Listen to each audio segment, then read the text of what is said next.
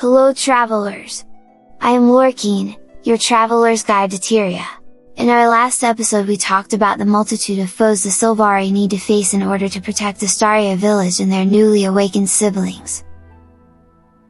Today we will continue our visit to the Verdants and meet up with more brave souls stationed at Wardens Towers.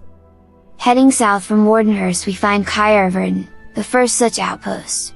The Sylvari grew this tower to keep an eye on the Risen at Sleive's Inlet.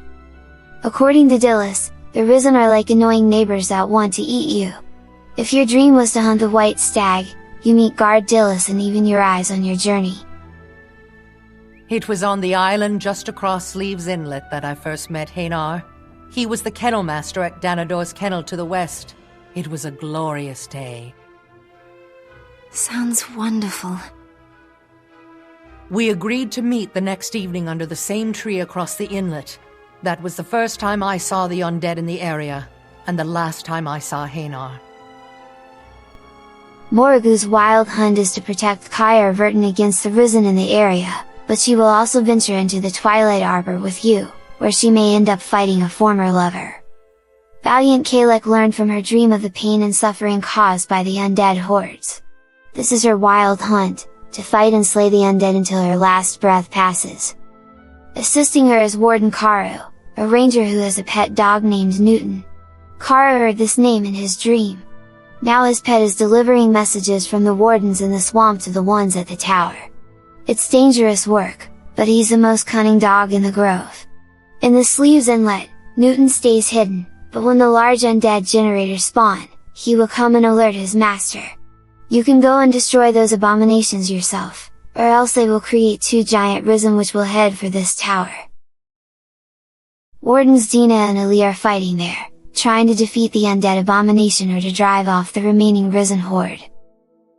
This area has an old connection with undead beings and it all comes down to its close location to ore. 250 years ago in this corner of Arbor Bay, you could have found the ghost of Chandra, a crew member of one of Lady Glaive's ships.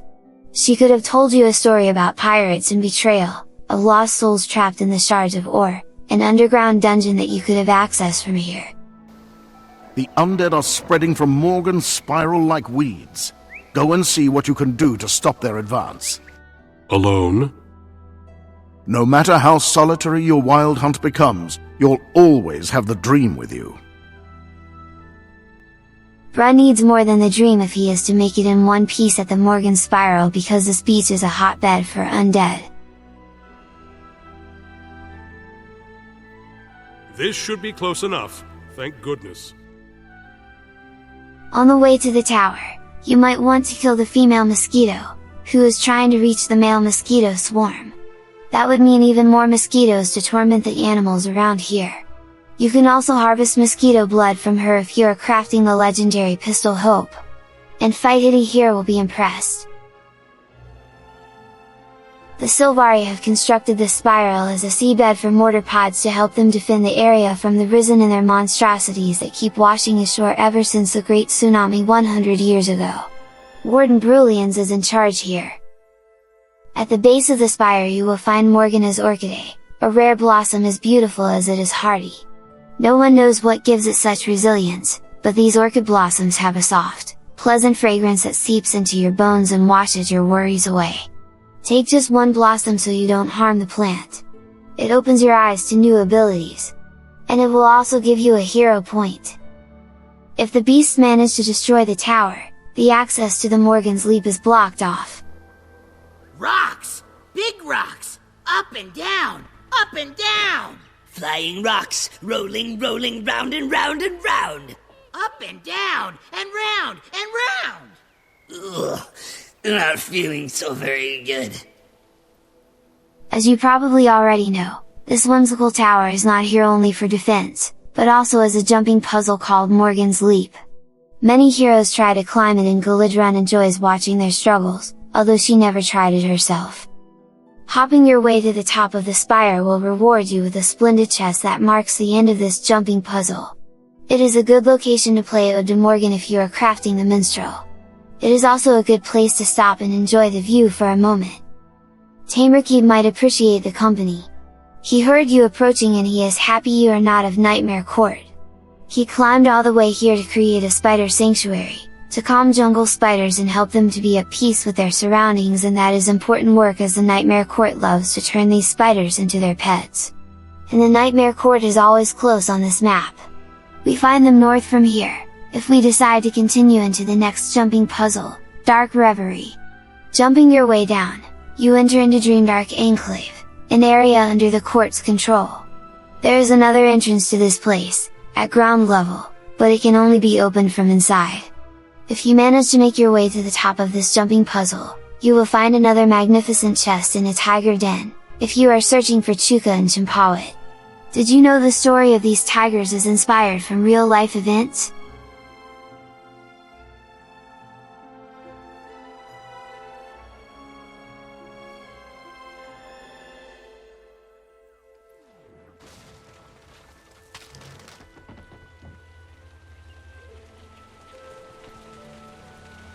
Kill everything! The heroes trying the jumping puzzles are not the only ones dropping like flies on the spiral.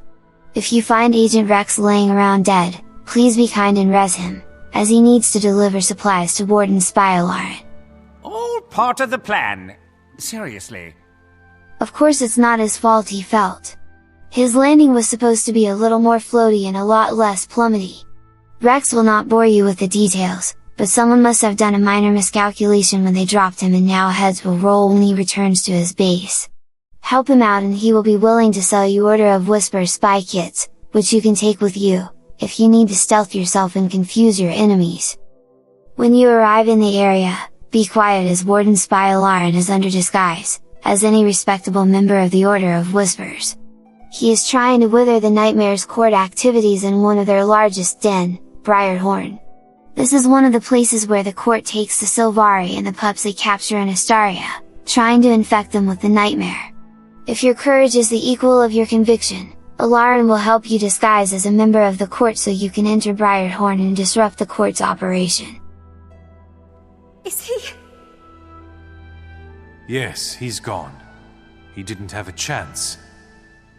How can other Sylvari do this? They're not Sylvari anymore. They've become something different. Veteran Ebon Nightmoith is the one in control of the den, and she wants you to turn the Sylvan Hounds so they can serve the Nightmare's wishes. She would advise you to use punishments and fear to coerce them into joining their cause. Kennelmaster Marm can explain to you how they beat the pups until they know only obedience and savagery, fearing their master to the point of sacrificing themselves to avoid their master's ire. And you can do that, tormenting the hounds, but your evil deeds will have consequences. Your heart will darken with a debuff that deals damage over time, and it stacks in intensity. It will also reduce the progression you might have made on this heart. Yes, at this heart, your progression can go backwards. Unless you have already filled it, in which case, knock your evil little heart out and terrorize the recruits or scold the puppies. Another interesting thing in this area is that after you transform as a Nightmare Court, pollen will start to fall off you. This effect used to be available to all Sylvari during the beta. Rumors are that it was removed because of technical limitations, but it still remains in the lore. In opposition to the Morgan is Orchidea Hero Point. Here you will find a dark thorn patch, and if you interact with it, a thorn wolf Scariel and its pack will attack you. Stay calm. Help will be here soon. Just look at how they run! Our side has them beat! Kill the fool. I will not have my camp tainted by hope. At once, sir. What? No, you can't do this! Towards the back of the den, behind this prison cell, you will find what's left of the Vlox's Falls. Over 250 years ago, when the Asura were forced to the surface, an eccentric Asura claimed the part of Tarnished Coast that laid outside of an already existing Asura gate. He gave his name to both the outpost here and the dungeon beyond the gate, Vlox and Excavations.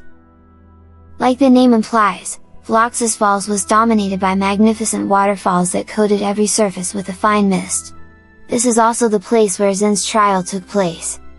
From this outpost, a hero could venture on into Arbor Bay, trying to either reach the peaceful sanctuary that Ventari created for all beings, or, alternatively, kill every living thing to make room for a machine that the Asura were planning to build. They also wanted to put down a rock over it all and then build a giant bazaar where everyone can trade all day long. We don't have a bazaar on the map, but I guess Mawbone Market fulfills that role. For the quest O Brave New World, you could offer to be the bodyguard of an Asura builder named Urf while he prospected the area for a place to build a new settlement. This would lead you inside a large cavern, where some ruins occupy the center stage. The Asura would deem the ruin as the perfect location for their future settlement. This didn't come to pass, but perhaps they managed at least to finish the other project. Today, in a big cave to the west, we find Spekks' laboratory, in the middle of which we can see a suspiciously big machine. Of course, we could ask Spekk if this is the same machine from the 200 years old quest, but he is not in a good mood.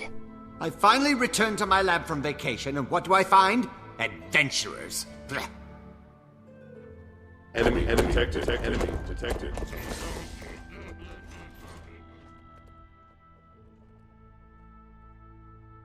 You too can join the fun by using the control panels to materialize platforms and reach the end magnificent chest, which will reward you with crystallized magic for the legendary pistol, hope or love of solitude for the dreamer legendary longbow. The lab offers different equipment to create combustive substance for the legendary dagger incinerator, or a polarized ooze for the legendary hammer, the Colossus. We will finish our trip today here, to get some well-deserved rest after so much jumping around. If you had fun, give us a thumbs up or drop a comment, it makes us feel warm and fuzzy inside. And make sure to subscribe and turn on the notification, because next time I will take you to the beach and you don't want to miss that. But until then, happy exploring!